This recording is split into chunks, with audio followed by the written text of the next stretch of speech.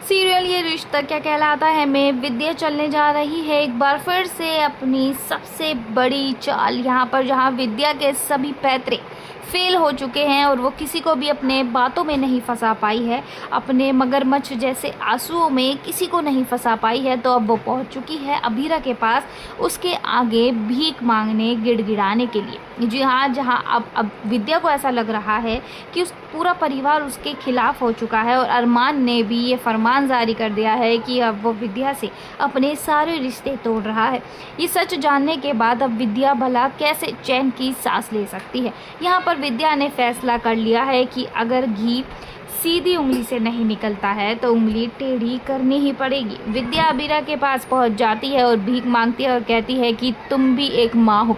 जब मायरा तुमसे 8 साल तक दूर रही थी तो तुम्हारी कैसी हालत हो गई थी, और अब सोचो तुम अरमान को मेरे से दूर लेकर के जा रही हो तो मैं तो जीते जी ही मर जाऊंगी। एक माँ तुम्हारे आगे भीख मांग रही है, एक माँ तुम्हारे आगे गिड़गिड़ा रही है, क्या एक माँ की पुकार यहाँ सुनी नहीं जाएगी?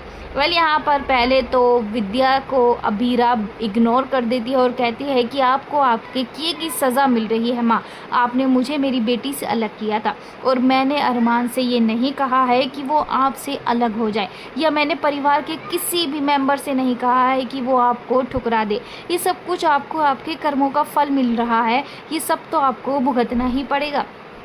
यहाँ पर विद्या की चिकनी चुपड़ी बातों से अबीरा पे ज़्यादा खास फर्क नहीं पड़ता है, लेकिन कहीं ना कहीं उसकी छाप अबीरा के दिमाग पर बैठ जाती है।